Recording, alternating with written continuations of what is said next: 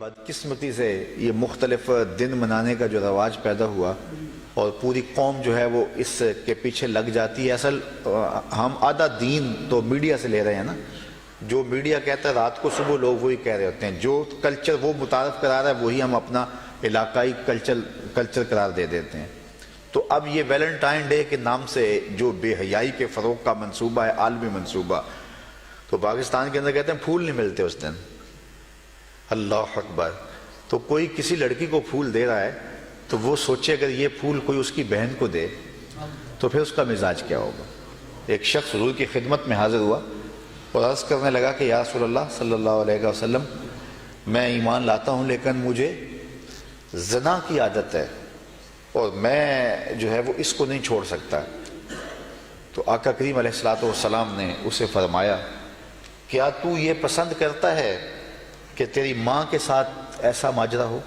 اس نے کہا اللہ کے رسول میں کیسے پسند کر سکتا ہوں؟ تو فرمایا پھر کوئی بھی پسند نہیں کرتا. پھر فرمایا کہ اگر تو اس بات کو پسند کرتا ہے کہ تیری ہمشیرہ کے ساتھ یہ معاملہ، اس نے کہا یہ تو میں کبھی پسند نہیں کرتا. تو کہا پھر کوئی بھی اپنی ہمشیرہ کے ساتھ ایسا ماجرا پسند نہیں کرتا. پھر حضور نے بیٹی کے بارے میں کہا، بیوی کے بارے میں کہا. تو اس نے کہا کہ یا رسول اللہ میں سچی توبہ کرتا ہوں. تو انسان جب جذبات سے مغلوب ہوتا ہے اور سوچتا ہے، بالخصوص نوجوان کہتا ہے کہ یہ خام خواہ ممبر و محراب کی طرف سے پابندیاں لگتی ہیں، زندگی کو انجوائے کرنا چاہیے، یہ ہمیں کیوں جو ہے وہ ان مشقتوں میں ڈال رہا ہے. تو حضور نے کتنی حکمت کے ساتھ جو ہے وہ اس بات کو سمجھایا. تو ادھر سوچنا چاہیے کہ یہ ماجرا ادھر بھی ہو سکتا ہے، لیکن جب حیا باختہ معاشرہ ہو جائے تو پھر وہ اس کو بھی قبول کر لیتا ہے. اذا فات الحیا فصنع ما شئت. جب حیا نہ رہے تو بندہ کہتا ہے ٹھیک ہے میں بھی اس کو قبول کرتا ہوں. تو ایسے بھی معاشرے ترتیب پا گئے ہیں دنیا کے اندر. تو ہمارا معاشرہ حیا کا معاشرہ ہے. اسلام کا اگر مجھے آپ دوسرا نام پوچھیں کہ اسلام کا دوسرا نام کیا ہے، تو اسلام کا دوسرا نام دین حیا ہے. تو اسلام، ہر دین کی ایک شناخت ہوتی ہے، ہر دین کی ایک پہچان ہوتی ہے. اسلام کی پہچان حیا ہے، اور حیا ختم ہو جائے تو پھر کچھ بھی نہیں بچتا. حضور مدینے کے بازار سے گزر رہے تھے اور ایک شخص اپنے بھائی کو حیا کے بارے میں واز کر رہا تھا. تو حضور نے فرمایا داہو فإن الحیا من الایمان. حضور فرمایا چھوڑ دے اس کو، واز کرنے کی ضرورت نہیں، حیا تو ویسے ہی ایمان سے ہے. جب ایمان ہوگا تو حیا خود بخود ہوگا، اور جب حیا نہیں ہے، حیا چھن گیا تو سمجھو کہ ایمان کی کمزوری آ گئی. تو لازمہ ایمان ہے حیا. جب ایمان ہوگا تو اس کا نتیجہ حیا کی صورت میں ضرور برآمد ہوگا. تو اپنے ایمان کو پرکھنا ہو کہ میرے اندر ایمان کا لیول کیا ہے، تو آپ دیکھ لیں کہ میرے اندر حیا کیا ہے. تو حیا ہی دین ہے، اور اسلام کا دوسرا نام حیا ہے، اسلام کی شناخت حیا ہے. تو اس لیے اس طرح کی جو خرافات ہیں اس سے ہمیں بائیکاٹ بھی کرنا چاہیے، اور اس کے خلاف عملی جہاد اور کوشش بھی کرنی چاہیے، اور اپنے رویے سے اور اپنے انداز سے.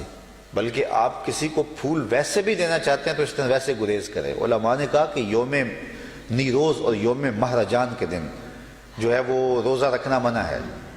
حالانکہ روزہ تو کسی دن بھی رکھا جا سکتا ہے، لیکن یہ پارسیوں کی عید کے دن ہے، تو کہیں مشابہت نہ ہو جائے، کوئی یہ نہ سمجھے کہ ان کی عید کی تعظیم کے لیے جو ہے یہ روزہ رکھا گیا ہے، تو اس دن نہ رکھو. تو اس طرح ہولی، بیساکھی، یہ ان دنوں کے اندر وہ کوئی لوگ خاص طور پہ جو ہے وہ جلیبیاں وغیرہ لیتے ہیں. ہمارے ہاں پنجاب میں کلچر ہے، وہ علماء اس کے ضمن میں کہتے ہیں کہ اس دن گریز کر لیں، اس لیے کہ کوئی یہ نہ سمجھے کہ یہ وہ بیساکھی کی جلیبیاں ہیں. تو اگر آپ کسی کو ویسے بھی محبت سے پھول دینا چاہتے ہیں، پھول دینا منع نہیں ہے، لیکن اس دن کم از کم گریز ہونا چاہیے تاکہ جو ہے وہ اس کو سپورٹ نہ ہو. تو ہمیں اپنے عمل سے، اپنی کوشش سے، اپنی جد و جہد سے جو ہے وہ پوری قوت کے ساتھ جو ہے وہ ان خرافات کا مقابلہ کرنا چاہیے. اسلام حیا کا دین ہے.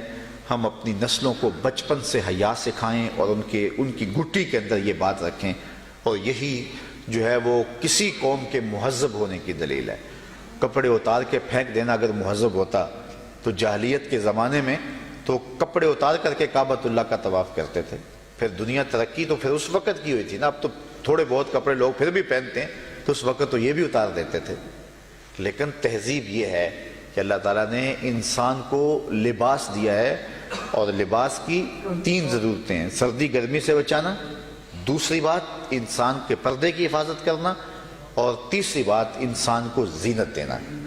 یہ تینوں مقاصد اگر لباس کے ہیں تو وہ لباس حقیقی لباس ہے، اور حقیقی لباس تقوی کا لباس ہے۔ اللہ مجھے آپ کو اپنی رحمتوں کے سائے میں رکھے۔ وآخر دعوانا